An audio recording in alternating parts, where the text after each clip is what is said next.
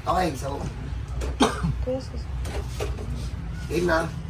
So, ulitin ko po, mas mahirap na ayusin yung frozen shoulder kaysa sa spine. Yung spine wala, kahit pang matanda, kayang-kaya na yun. Yung mga spondylosis, di ba ano yun? Autoimmune daw yun. At tama ba, spondylosis? Yung spondylitis, bla bla bla bla, mahaba. Yung mga tinatawag ng mga pasyente dito, yung spine na dikit-dikit. Bamboo spine. Bamboo spine, yung mga ganon, di ba? Sabi nila wala na daw pag-asa yun. Akala din namin, wala, basic na lang yun. Dali nyo yun dito, yung may mga ganong sakit. Tapos yung ganda naman, ito naman, frozen shoulder yan. Meron na rin itong konti. Oh. Paano ka ba?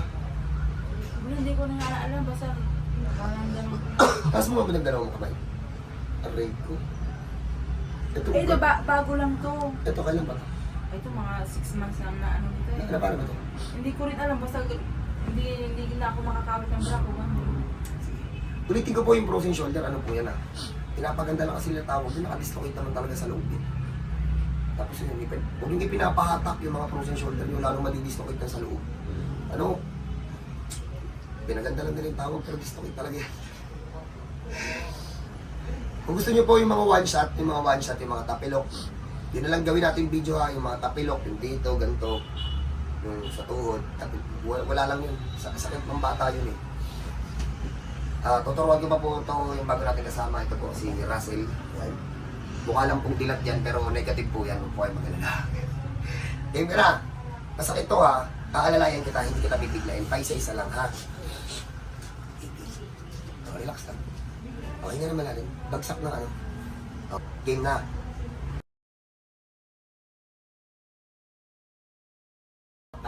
Sakit. Papahinga muna natin. Ba't grabe yung tunog? Ipinahatak na kasi. Huwag yung pinapahatak yung ano, yung frozen shoulder nyo, lalong magdidislocate ka. Pahingayin mo natin si madam. Tag muna. Okay. Ayan o. Nakadalawang manghihilot daw. Parehas daw hinatak, sabi ni ate. Pag hindi nyo kasi alam yung gagawin nyo, yung pakialaman. Yung mga manghihilot na hatak-hatak, hula-hula yun, kahit yung sa payo. Yung pinapagaling sa ate ka. Hindi yun yun. Pag nakapunta po kayo dun sa mga manghihilot na hatak-hatak, nanguhula yun kung saan di papasok. Hindi kita bibiglayin, aalalayin na kita. Relax. Wala na, pwede na excited. Tayo mo na ulit, tayo mo na. Tuloy hindi. Ano? Tuloy hindi. Ano?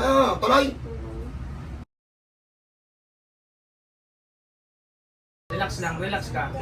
Dadapa Dadapa namin. po, relax po, papagaling na, last na po. Pagaling na, pagaling na. Ganyan lang po, ganyan lang. Relax lang po, Vamos, pagaling ka hawakan mo na. na, hawakan mo na, hawakan mo na dito.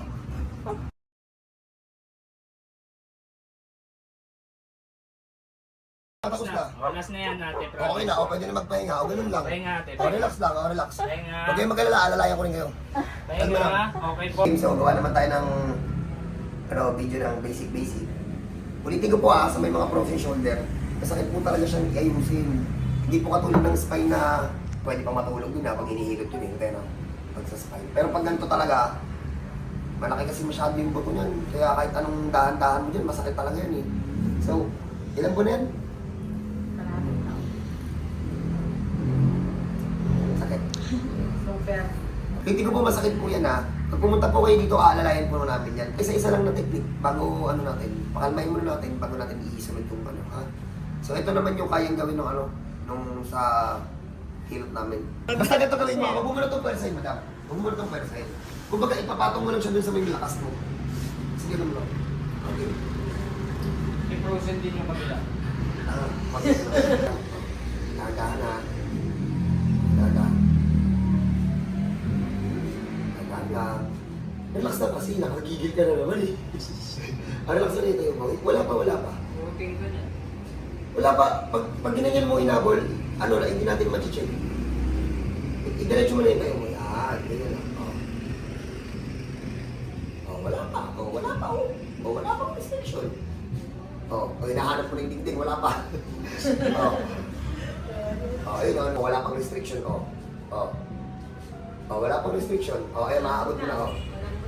Ayun, di ba?